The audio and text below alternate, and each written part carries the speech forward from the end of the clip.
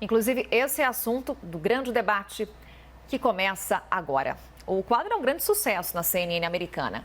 Aqui temos como objetivo apresentar temas relevantes com visões diferentes sobre o mesmo assunto.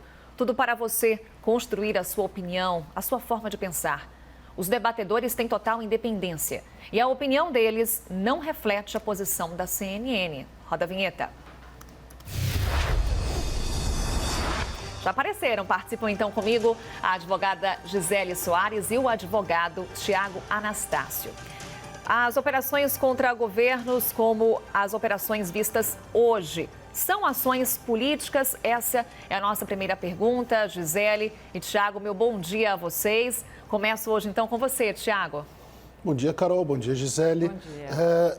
É muito difícil fazer essa afirmação. Seria leviandade de um advogado criminalista como eu afirmar que uma operação que só sai dos gabinetes, ou seja, uma decisão é proferida por um juiz, porque para explicar aos nossos telespectadores, um mandado de prisão, um mandado de busca e apreensão, só são realizados, só são de fato feitos pela polícia quando um juiz decidiu assim.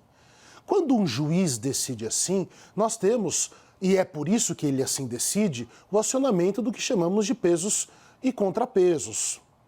Por quê? Porque é necessário que um juiz sempre verifique o trabalho da polícia e do Ministério Público quando eles estão lidando com essas investigações. Então, afirmar que uma operação da Polícia Federal é uma perseguição política não cabe, principalmente alguém que tem um compromisso, como eu tenho, um juramento que fiz junto à Ordem dos Advogados, de fazê-lo em público.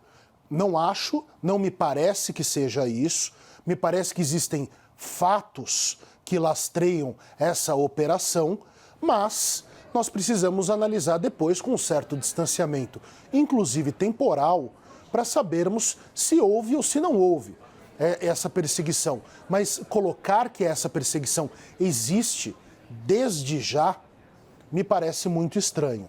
Obviamente que nós não podemos fechar os olhos que os principais adversários estaduais do presidente Jair Bolsonaro estão sendo alvo de operações da Polícia Federal.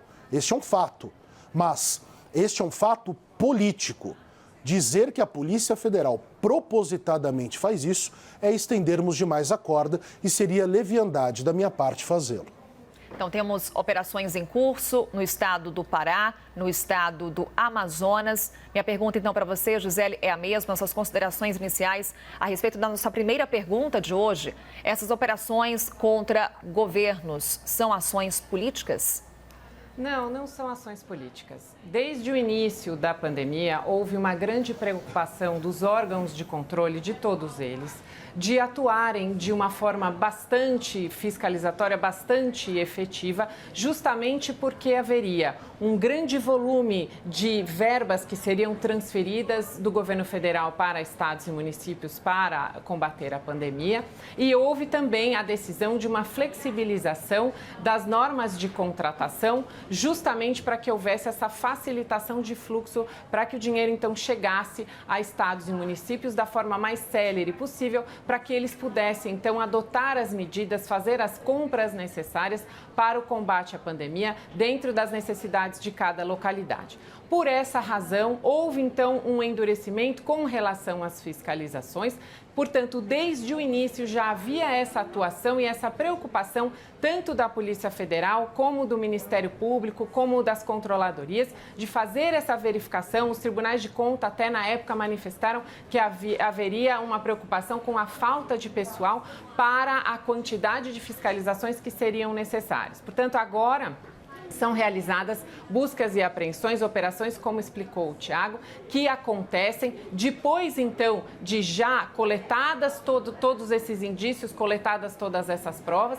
Elas são, então, submetidas ao Ministério Público, que faz essa verificação. Ele, então, requer ao Poder Judiciário, ao juiz, que expeça ordens de busca e apreensão ou de conduções coercitivas ou de intimações para oitiva de pessoas. e o juiz então faz essa nova verificação se há elementos de indícios ou se há provas suficientes e ele então expede essa ordem. A Polícia Federal então irá executar essa ordem judicial, passadas todas essas verificações, para uma nova coleta de provas. Essa busca e apreensão geralmente ela é realizada pela manhã, pega realmente todos de surpresa e a ideia é justamente essa, para que as pessoas não possam se preparar e eventualmente ocultar informação, ocultar documentos ou mesmo destruir provas ou documentos. E agora essa investigação continua e, novamente, continua com a atuação do Ministério Público, com verificação e atuação do Poder Judiciário. E é assim realmente que devem funcionar as investigações, com todos os participantes, todos os agentes em conjunto, fazendo essa dupla, essa tripla verificação para que não sejam cometidas injustiças. Ao final, serão verificados, então, todo esse arcabouço probatório será analisado para, eventualmente, oferecimento de uma denúncia e o início de um processo penal. Acertei, Tiago? Perfeito. Não, só eu colocaria um ponto só, Gisele, aí, que é o seguinte, é o tempo dessas operações. Quando elas vão para a rua, ou seja, quando nós acabamos conhecendo elas, essas investigações já correm há muito tempo. É uma regra, não se começa uma investigação com uma interceptação telefônica, nem com uma busca e apreensão, com nenhuma ação que seja o que chamamos de invasivas de intimidade. Em regra, elas já vêm para o quê? Já existe um vasto conjunto de indícios, tanto que é com base nisso que um juiz deve decidir. Seria até leviano do juiz decidir com base apenas em uma delação, por exemplo, num testemunho apenas. Há um conjunto de fatores que deve ser verificado e quando não são verificados, a busca e a apreensão deve ser anulada, inclusive, porque faz parte desse jogo de controle que o judiciário deve fazer. E aí, quando vai para a rua, como eu colocava, ela já está nos seus estertores, ela já está no final da operação.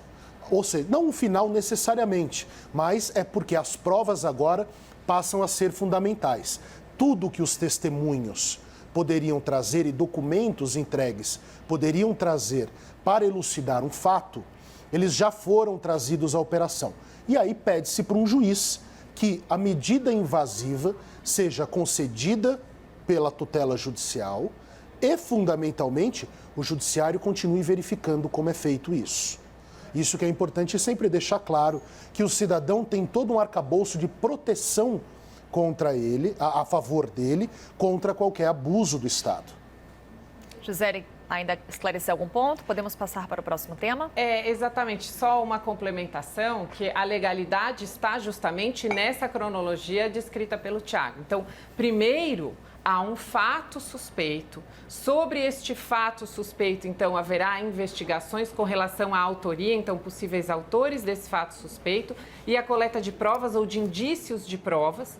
E depois, num segundo ou num terceiro momento, é que há, então, esse requerimento ao Poder Judiciário para a coleta invasiva dessas novas provas, para corroborarem aqueles indícios e para elucidarem aqueles fatos que deram origem àquela investigação. O que não se pode admitir é a inversão dessa cronologia, exatamente. Ou seja, escolhida uma possível autoria, eu passo então a fazer medidas invasivas para a comprovação de fatos que sequer foram ventilados no início. Aí realmente estaria caracterizada a perseguição. Então, é por isso que o envolvimento de vários agentes públicos, Polícia Federal, Ministério Público e o Judiciário é importante para fazer essa verificação, cada um com o seu olhar, cada um com a sua competência específica, para garantir que as pessoas sejam tratadas de forma justa e que lhes seja garantida ampla defesa. E aí, iniciado o processo penal, nasce a questão do direito de defesa, que já deve existir até antes, porque é talvez o último momento de... Vou usar a expressão que nós usávamos aqui para discutir a questão dos trabalhos científicos sobre medicina. É a defesa que vai bombardear com perguntas e com argumentos essa prova, a rigidez dessa prova. Se ela cambalear muito, é óbvio que a prova não é sólida o suficiente para uma condenação. Se ela se manter rígida, se ela se manter de pé, inteira, aí ela é viável para uma condenação. Esse é o jogo judicial. não existe grande segredo quando a gente consegue explicar, inclusive com exemplificações. Como, por exemplo, imagine só, eu sou acusado de um crime. A Carol vai ser ouvida, a Gisele vai ser ouvida, e é assim que deve ser feito. Elas vão apresentar documentos que elas possam ter sobre o crime que eu cometi, eu sou acusado de ter cometido. A polícia não pode, obviamente, me grampear desde o início. Por quê? Isso poderia gerar uma série de perseguições, problemas pessoais, como, por exemplo, se iniciar um inquérito policial e propositadamente se querer grampear a minha figura ou a figura de qualquer um dos meus, porque existe um interesse privado de um agente público. Nós temos que sempre nos lembrar, os agentes públicos exercem uma função essencial à República na repressão ao crime, mas eles também não deixam de ter uma vida para fora do público. E muitas vezes, e infelizmente, ocorre esse choque. É por isso que existe a proteção, que não é a proteção contra o bandido, é a proteção para o cidadão de bem, porque todos nós podemos ser vítimas de um erro, de uma perseguição do Estado. Essa é a história do nosso Estado e de todos os estados do Ocidente para cá. Vamos trazer então mais uma informação para esse nosso debate. Falamos sobre operações que acontecem nesse momento, uma no estado do Amazonas, outra no estado do Pará. E o governador do estado, nesse momento, falou sobre essa operação nas redes sociais. Vamos acompanhar o que ele disse? No Twitter, ele escreveu: "Estou tranquilo e à disposição para qualquer esclarecimento que se faça necessário. Agi a tempo de evitar danos ao erário público, já que os recursos foram devolvidos aos cofres do Estado. Por minha determinação, o pagamento de outros equipamentos para a mesma empresa está bloqueado. E o governo entrou na justiça pleiteando indenização por danos morais coletivos contra os fornecedores. Por fim, esclareço que não sou amigo do empresário e, obviamente, não sabia que os respiradores não funcionariam." Voltamos então com o Tiago e a Gisele para a gente repercutir um pouquinho a fala do governador do estado do Pará. Gisele, você falava há pouco que uma operação ela vai se retratar como uma ação política dependendo dos fatos anteriores a ela. É a ordem das ações que determina isso. Exatamente. É importante que todos sejam investigados da mesma maneira, portanto, é importante que se respeite essa cronologia para que não haja uma falsa legalidade para a proposição de perseguições particulares. De outro lado, é muito importante que o Ministério Público, que a Polícia Federal e que o Judiciário sejam duríssimos no combate a essas ações que justamente desviam ou possivelmente desviaram verba pública destinada à saúde para lesar o erário e para trazer vantagens ilícitas a algumas pessoas, a grupos de pessoas ou a pessoas e empresas. Portanto, é importante garantir ao cidadão a sua ampla defesa, mas também é muito importante garantir que o Estado puna duramente essas pessoas para que elas devolvam tudo aquilo que desviaram, para que elas paguem pelos crimes que estão cometendo. Neste caso específico dessa manifestação do governador, houve inclusive notícias publicadas em revistas e em jornais há algum tempo com relação aos problemas de respiradores. Houve uma série de problemas de estados e municípios que fizeram compras de respiradores que vieram com defeitos. Também houve a problemática de compras que foram feitas e não foram entregues porque outros países, naquela disputa internacional, naquele momento em que não havia EPI suficientes, fizeram esses desvios. Então, é importante que todos esses elementos fáticos, eles sejam trazidos para o processo, para que haja, então, uma análise de todo esse contexto. Nessa declaração do governador, ele diz, inclusive, que já havia sido notificado de que os respiradores não funcionavam ou que houve problema nesse contrato e que ele, inclusive, se antecipou e tomou as medidas necessárias e é o que se espera realmente de um governador, de um gestor público. Eles estão numa situação muito peculiar em que assumiram uma responsabilidade maior por conta da falta dessa rigidez, desses mecanismos de contratação. Com essa flexibilização, houve uma maior responsabilidade do gestor público no tocante à assinatura desses contratos e à verificação desses valores. Houve também um aumento de preços por conta dessas regras de mercado, com com relação a respiradores e a EPIs, que também deve ser levado em consideração, porque aqueles preços tidos como base, eles acabaram sendo inflacionados por conta do excesso de demanda e da falta de oferta. Então, todos esses elementos devem ser contextualizados e são informações e são manifestações do governador que nós esperamos como cidadãos. Que ele seja transparente, que ele se disponibilize a ajudar, que ele disponibilize eventualmente documentos, que ele contribua para essa busca e apreensão, para a elucidação desse caso o mais rápido possível. Eu vi pela expressão corporal, Thiago, que você concordou com a Gisele, então. Concordei. Eu estava vendo a Gisele falar, a Gisele explica muito bem, ela é uma professora de Direito. Nós temos o costume, até, Gisele, por favor, não é uma correção, é só uma explicação. Sim. Quando nós do direito falamos de possibilidade, nós nunca estamos falando de probabilidade. São duas questões sobre prova que é muito do nosso vocabulário jurídico. Possibilidade é o que é possível. Probabilidade é o que é provável. O provável já está no caminho para algo certo, um caminho muito mais avançado do que o possível. Por isso que eu faço só essa brevíssima explicação, porque eu muitas vezes me pego tentando sair do juridiquês e ir para as palavras comuns e às vezes a gente dá uma tropeçada nisso, eu faço isso com grande frequência. Então, é possível sim. Por quê? Nós temos já alguns elementos para indicar isso. A operação foi para a rua, ou seja, há uma investigação que já existia ao longo do tempo, verificada pelo Ministério Público e pela Justiça. Então é importante deixar claro. Eu acho interessante essa posição do governador Barbalho e espero, porque é aquela história, eu não torço para que o Brasil fique cheio de ladrões. Eu torço para que seja verdade, inclusive, a explicação dele.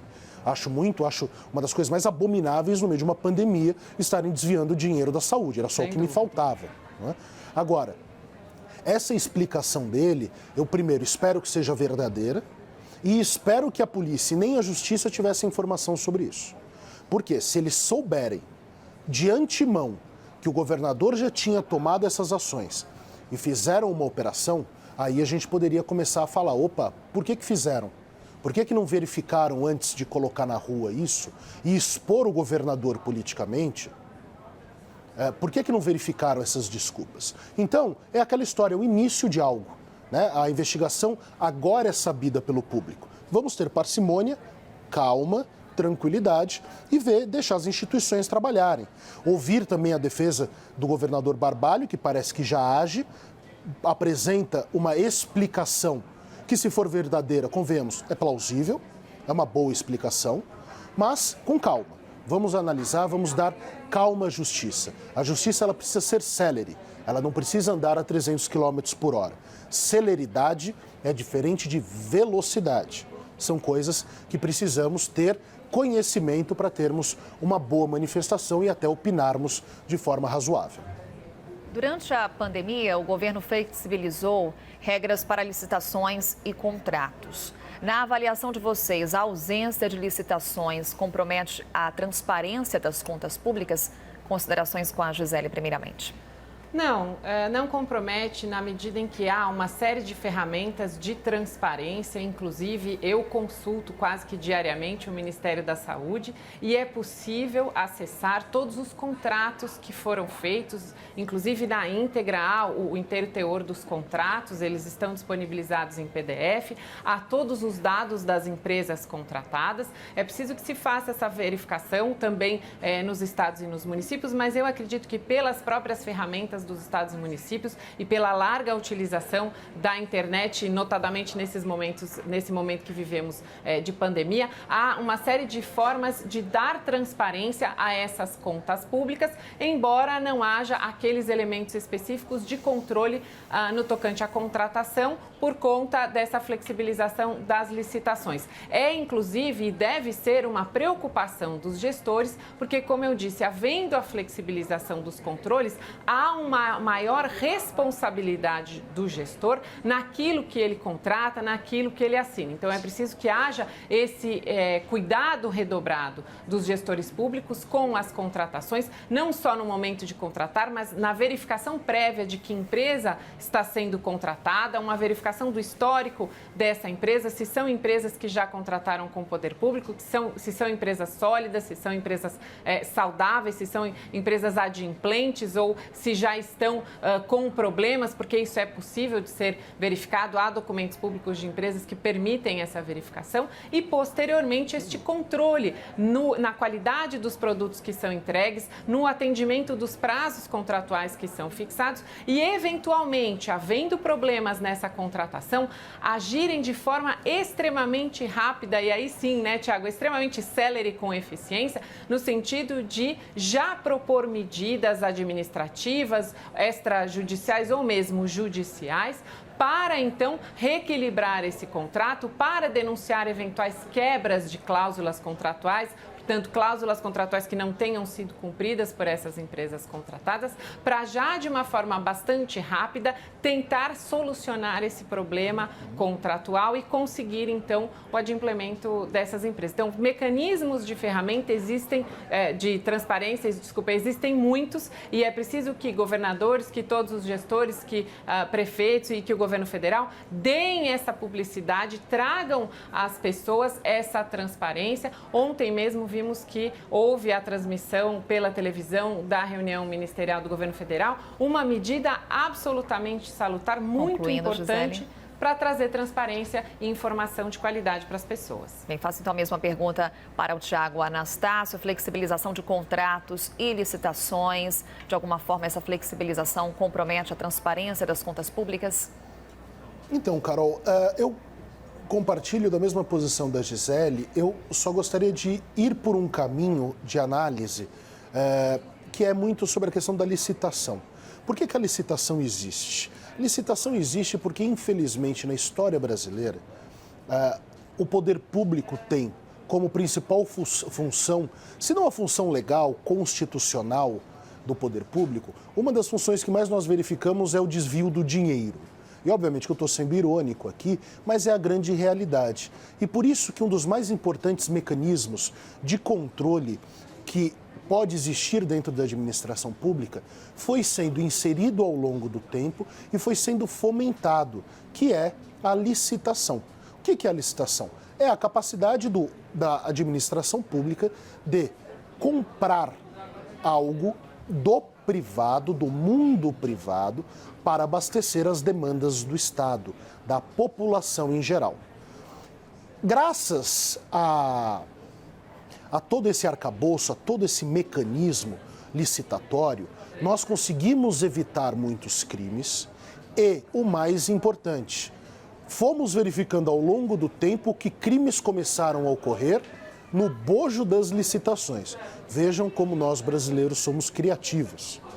Infelizmente é um drama real, um drama verdadeiro, onde esse país que é muito rico, o Brasil é um país muito rico, talvez seja por isso que nós não conseguimos avançar como Estado e como nação, porque o dinheiro vai embora de fato.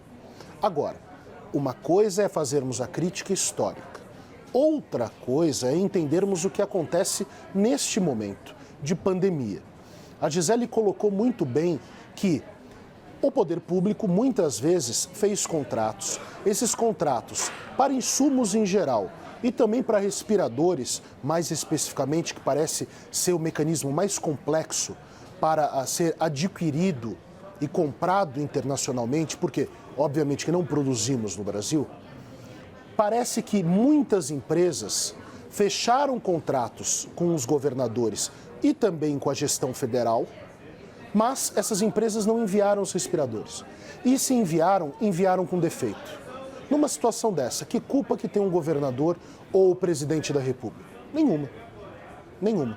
O que eles devem fazer é agir de forma célere para, primeiro, não deixar a defasagem financeira nos seus cofres públicos. E segundo, para que consiga esse material que é necessário no combate à pandemia. E a questão que a Gisele colocou também, Carol, já terminando, a questão dos valores em razão da demanda. Quando todo mundo está atrás de um produto e esse produto se torna raro, o produto aumenta de valor. E não pode existir um controle absoluto sobre isso. Esse é um dos grandes dramas que vivemos nesse período. O comércio de rua e as imobiliárias da maior cidade do país voltam a funcionar hoje. Amanhã é a vez dos shoppings reabrirem as portas em São Paulo. No Rio de Janeiro, o Tribunal de Justiça derrubou uma decisão que vetava trechos dos decretos de flexibilização do isolamento social do governo do estado e da prefeitura da capital. A flexibilização ocorre enquanto a pandemia ainda está crescendo. Ontem, por exemplo, o estado de São Paulo registrou o maior número de mortos em 24 horas desde o início da doença, 334. A pergunta é: a reabertura do comércio e dos serviços chega em boa hora ou a decisão é precipitada? Começa essa pergunta, então, com o Tiago Anastácio. Por favor, suas considerações iniciais, Tiago. Carol, eu fico um pouco espantado que aos 43 do segundo tempo, o governador João Dória tenha decidido bater o pênalti com os olhos vendados. Por quê? Nós colocamos aqui diversas vezes, sem desqualificar a necessidade do trabalho e do emprego, que de fato é algo latente, necessário, cada vez mais desesperador, que a pauta principal seria a saúde pública. Nunca se deixou de lado a questão econômica. Até o governador disse que São Paulo não estaria parada, teria 75% da sua economia funcionando. E agora o governador toma uma atitude como essa. Eu não entendo os motivos do governador João Dória. Dizer que é precipitado me colocaria numa situação de criticar e talvez ir contra a necessidade das pessoas. E o grande ponto é que quem cabe ao gestor público tomar decisões amargas. Não me cabe argumentar sobre decisões amargas e nem louvá-las, porque elas são amargas. Esse é um drama que um governador do estado, um presidente da República, um prefeito de cidade, sabem que quando se propõe esse cargo, faz parte desse bojo, desse conjunto de circunstâncias da atuação pública. Então, eu fico numa situação muito complicada. Eu fico pensando comigo, o povo precisa trabalhar. É óbvio que o comércio precisa abrir. É óbvio que sim. Agora, vamos analisar todo o discurso anterior. O governador João Dória foi totalmente contrário a isso lá atrás. Agora, no pico da pandemia, e parece que se não é o pico final, o topo da montanha, nós estamos ontem com o maior número de mortes no estado de São Paulo. Eu não entendo como é que ele agora decide abrir. Não é se eu sou contra ou se eu sou a favor da abertura. É que eu não estou entendendo a posição do governador do estado. Logo, isso é uma crítica. Essa é uma crítica. Eu não estou entendendo o que o senhor João Dória está fazendo. Por quê? Foi ele que disse, nos basearemos em ciência. Foi o governador João Dória que disse, os médicos irão afirmar o que devemos fazer. Agora, será que existe algum médico que está dizendo, abra agora, no momento que estamos tendo o maior número de mortes? Os médicos estão dizendo isso. Que médicos são esses? Que venham a público e digam, porque não existe sentido nenhum, volto à exemplificação inicial, batermos o pênalti aos 43 do segundo tempo com uma venda nos olhos. Chegamos no momento para o qual todos nós nos preparamos, que é o momento de maior gravidade de contaminação e o maior número de mortes. E agora vai se afrouxar? Não seria possível aguardarmos mais 20 dias, mais um mês? Não que eu quero sair de casa. Sei que a Gisele também quer, nós queremos nossa vida normal de volta.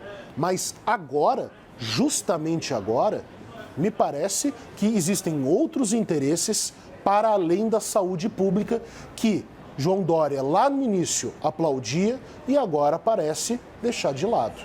Isso me preocupa profundamente. Gisele, agora com você, a pergunta mais uma vez, reabertura do comércio hoje é precipitada? Não, não é precipitada, é realmente uma abertura que vem em boa hora. Esse, inclusive, era um sentimento e era um clamor de todos, justamente por conta dessa dicotomia, dessa dificuldade, muito bem colocada pelo Tiago, entre a proteção da saúde e não permitir o colapso da economia. As críticas com relação à incoerência dos discursos públicos, ela também é extremamente válida, não só do governador de São Paulo, mas também, se lembrarmos, Tiago, dos próprios dirigentes da Organização Mundial de Saúde. Nós temos recebido, desde o início da pandemia, uma série de informações que, por vezes, são contraditórias. Recentemente, inclusive, o próprio diretor executivo disse sobre as manifestações públicas que tomaram as ruas do mundo todo com uma diversidade muito grande de bandeiras, principalmente a bandeira do racismo, mas outras aqui em São Paulo. Ele disse, não recomendamos que se manifestem, mas se quiserem se manifestar, então que se manifestem com distanciamento, utilizando máscaras, e aqueles que se sintam doentes que não vão para as ruas. Ora, cabe então um questionamento, que diferença é essa? Que diferença há nessa orientação para uma orientação de isolamento vertical? Então, que as pessoas pudessem continuar com as suas vidas, que elas possam retomar o trabalho, mantendo o distanciamento com o uso de máscara, com a adoção de protocolos rígidos de higiene, e aqueles que se sintam doentes, que fiquem em casa. Só uma informação complementar: ontem, o ministro da Saúde, General Pazuello, falou por 40 minutos na reunião ministerial e fez uma longa e detalhada explicação sobre a alteração da forma como os dados estão sendo apresentados pelo Ministério da Saúde. E ele manifestou justamente, Tiago, uma preocupação em que o Ministério da Saúde fosse capaz de passar informações mais precisas para estados e municípios, justamente com esse intuito de auxiliar os estados e municípios a organizarem, a planejarem essas aberturas e a monitorarem o resultado ou os impactos dessas aberturas, que certamente ocorrerão de forma diferente em cada região do país. Então, o ministro veio a público e deu essa explicação, o que foi bastante importante, justamente para compreendermos uma informação que ele trouxe, que é bastante valiosa, que é a de que nas regiões metropolitanas já haveria, então, uma tendência de queda das contaminações e que há preocupação do ministro com as contaminações no interior, porém com a compilação de dados da forma como eles vêm sendo feitos e vêm sendo tratados nesse novo formato do Ministério da Saúde, também já mostravam uma certa estabilização e alguns com tendência de queda. É claro que analisar municípios é muito peculiar, porque cada região do país é muito diferente. Ele ressalta muito essa diferença, inclusive faz comparações com outros países do mundo nos quais eles se basearam para fazer essa nova ferramenta. Mas essa é uma informação extremamente importante e da qual devem se valer governadores e prefeitos justamente para organizarem a sua reabertura. Se efetivamente já estamos em tendência de queda, então realmente é o momento de se fazer essa reabertura de uma forma absolutamente controlada, com horários dentro daquela regra tão complexa que foi apresentada pelo governador do estado de São Paulo, e outros governadores definiram outras regras então para flexibilizar das quarentenas, mas realmente tomando esse cuidado. Então, há informações relevantes de que já estaríamos com tendência de queda ou estabilização, o que traz um novo cenário completamente diferente para a reabertura dos estados e municípios. Só para acrescentar, nosso próximo tema vai ser exatamente com relação à divulgação dos dados da Covid-19. Tiago, passando agora a palavra a você, essa tendência de queda que a Gisele apresentou, então, justificaria a reabertura do comércio, a flexibilização da economia? Justificaria, e mostra, inclusive, a relevância, a revelia do que gostaria o presidente da República, da questão concorrente. Porque o governador do estado, ele não tem gerência direta sobre as especificidades dos municípios. Então, mostra-se a importância da competência concorrente, que lá atrás o Supremo Tribunal Federal avalizou como já estava na Carta da República de 88. O que eu acho estranho, Gisele, por isso a minha crítica, é a questão da abertura, sem a explicação pelo governo do estado de São Paulo dessas especificidades. O discurso está morto.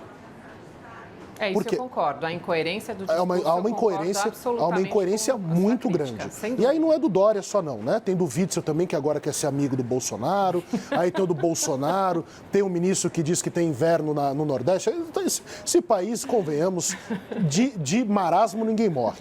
Agora, o que acontece? Acontece que o governador do estado, ele não explicou, primeiro, a região dessas mortes, porque ontem tivemos o maior número de mortes no estado e ele vem falar em abertura.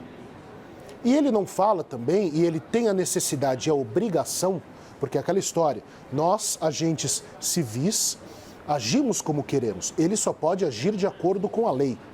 Ele tem a obrigação de dizer qual é o risco de uma segunda onda de pandemia, quais são os cálculos que são feitos e com base em que estudos ele realiza isso. E planos de contenção, né, E o plano de contenção, o que vai acontecer? Se for necessário um fechamento, nós temos legislação para o lockdown, como já falamos aqui? Não temos. Nós não temos. Se houver uma segunda onda, qual é o prognóstico dessa onda? Haveria necessidade de quanto tempo de fechamento? Ou seja, a atitude de hoje, ela pode acabar sendo de maior risco se pensarmos numa segunda onda? Esse é o tipo de análise que precisa ser realizada e trazida a público. É isso que é importante. Essa é a razão da minha crítica. Aí não me importa se ele é do PSDB, do PT, do PSL. A questão é, nós precisamos ter um ponto e um ponto retilíneo de conduta. E se mudarmos o caminho, explicarmos o porquê. É a mesma coisa, e eu tenho visto, Gisele, eu não concordo com as críticas ao OMS. A OMS não é um órgão que tem poder de polícia, um poder de imposição de vontade. Ela é um órgão de sugestões. E há um dinamismo na questão da pandemia.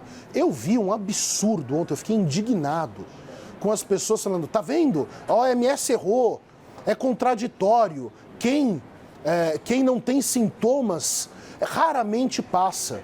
Mas a OMS tinha dito desde o início que o problema são os pré-assintomáticos, aqueles que terão sintomas em breve, que nós sabemos que a janela é de 4 ou 5 dias. Então faça uma leitura enviesada para criticar a OMS, enquanto a OMS falou a mesma coisa sempre.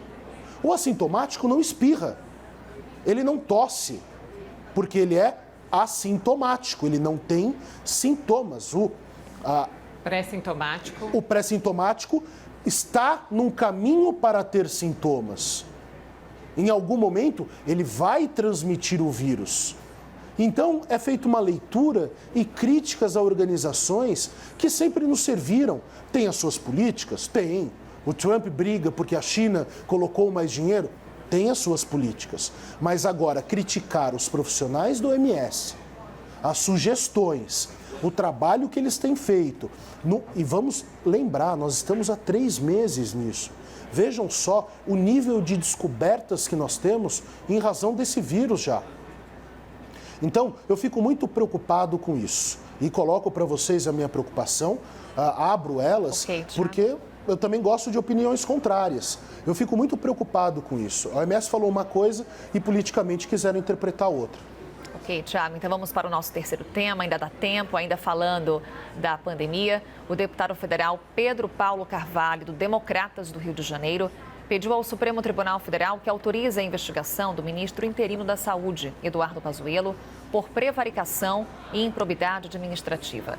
A motivação é o que o deputado chamou de apagão dos dados sobre a evolução da pandemia da Covid-19, provocada pela decisão do Ministério de suspender a divulgação do número total de casos e de mortes.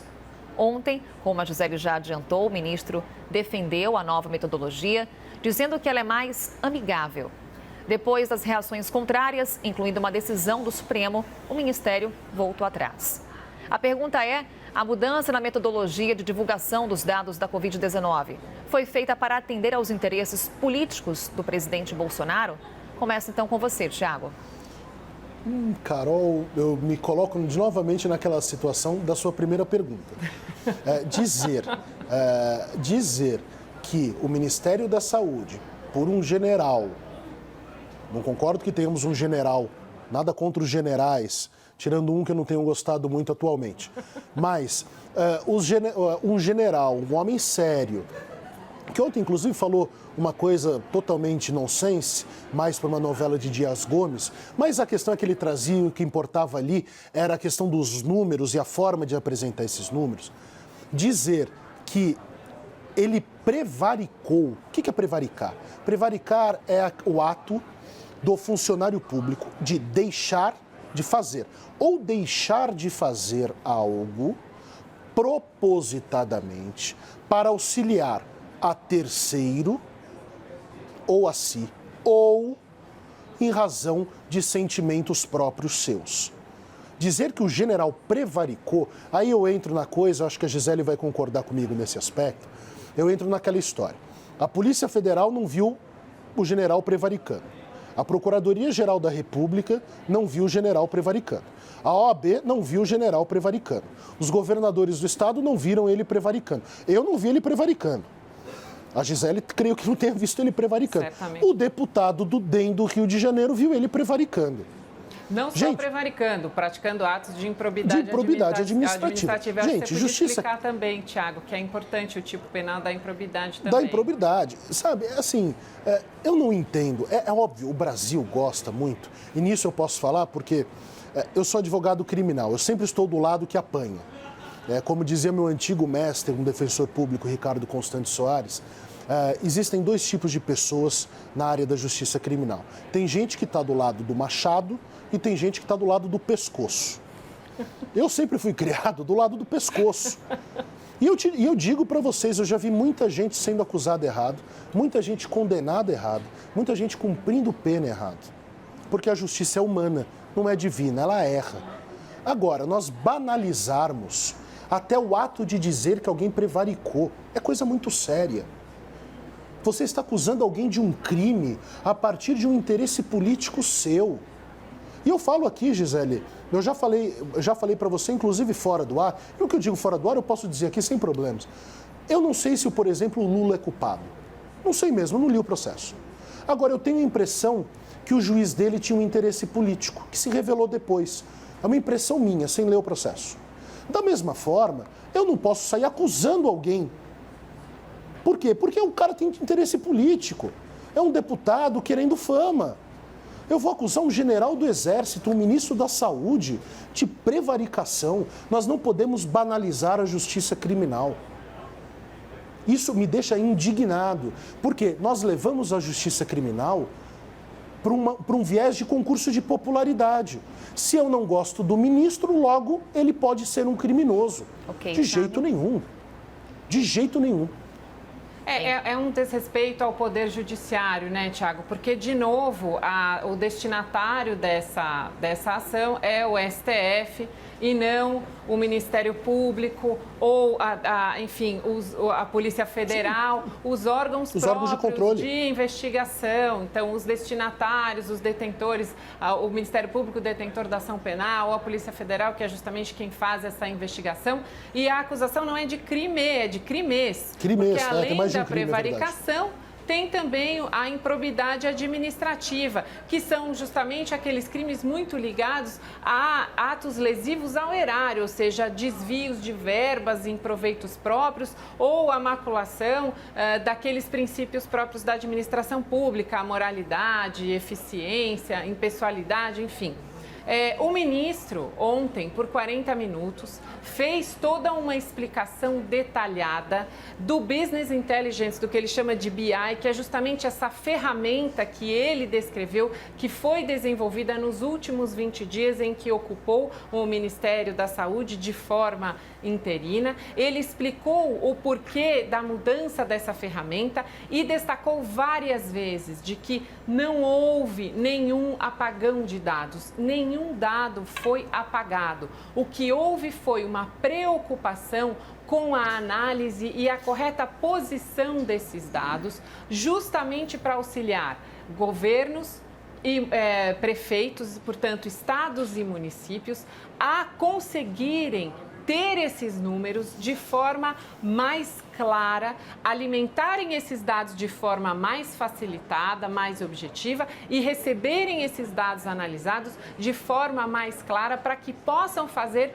o seu planejamento de reabertura, porque como você bem disse, Thiago, essa doença ela é dinâmica, nós estamos em outra fase e viveremos fases futuras, portanto é importante que essas ferramentas, que elas sejam atualizadas. E com relação ao horário, que houve até uma ação ontem da Defensoria Pública, ou antes de ontem, exigindo que os dados fossem divulgados até 16 horas ou 19 horas, o ministro disse que os dados têm 24 horas de atualização. Portanto, a todo momento de qualquer país do mundo, basta ter uma ferramenta para acessar a internet, que é possível acessar o Ministério da Saúde e receber esses dados em tempo real naquele momento. A preocupação do ministro com relação ao número de mortes é justamente de colocar essas mortes na data em que elas ocorreram e não na data em que foram registradas.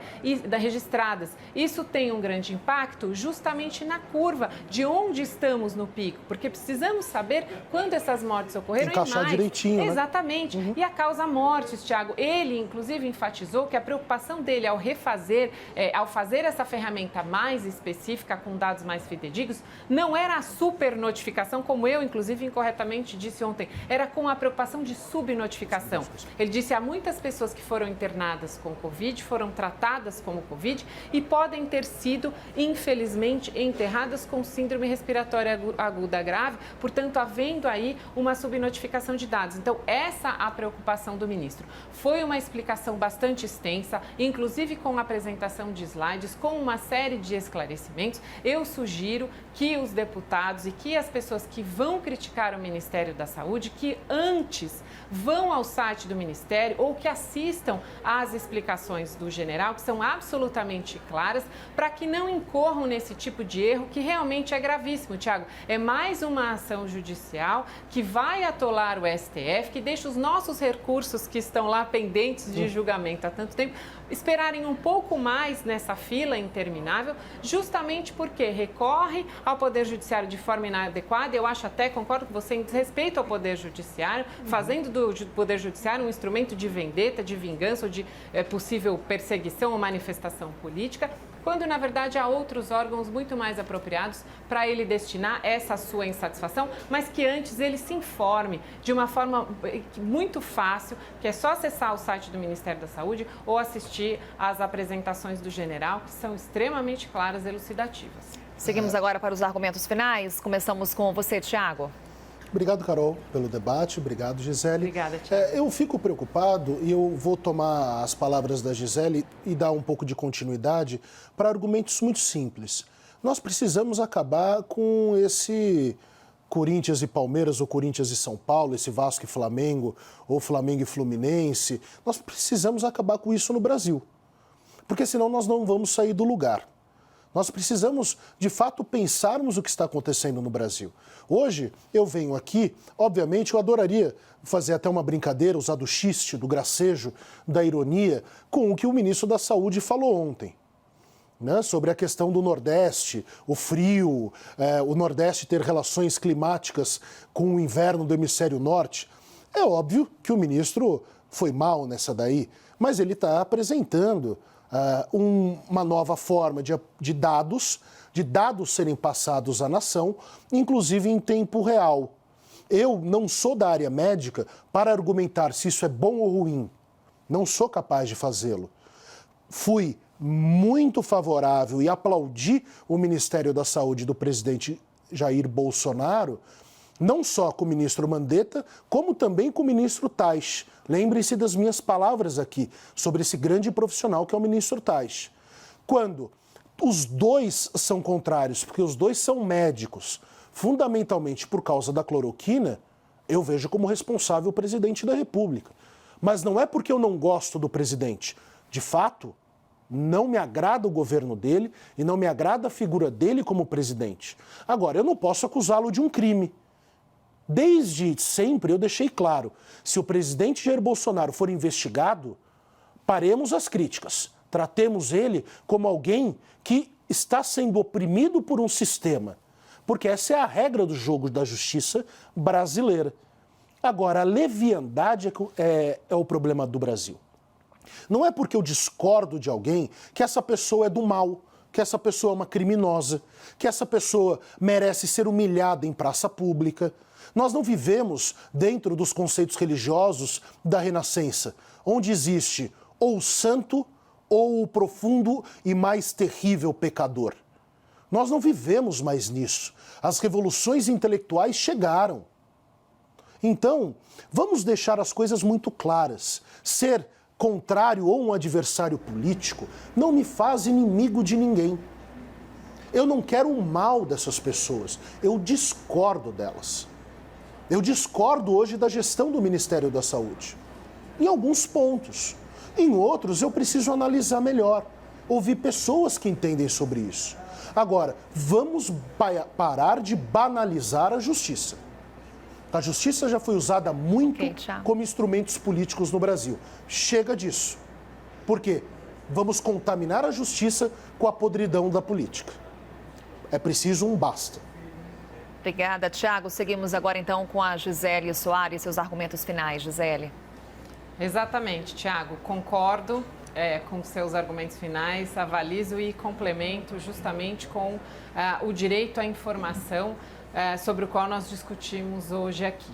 O direito à informação é mais um dos direitos que está esculpido lá no artigo 5º da Constituição Federal, que traz justamente as garantias e direitos fundamentais dos cidadãos. E o direito à informação não é somente o direito de sermos informados, ou seja, de recebermos as informações da administração, dos gestores públicos, é também o direito de nos informarmos, ou seja, de buscarmos a informação. E aí uma atitude muito ativa, muito propositiva, que eu clamo aos cidadãos que exercitem. Por quê? Porque há hoje muitas ferramentas de buscas de informação de qualidades, informação a respeito dos nossos direitos, informação a respeito dos limites dos nossos direitos, informações a respeito dos deveres do Estado, porque também o Estado tem o dever de informar, o dever de nos informar de forma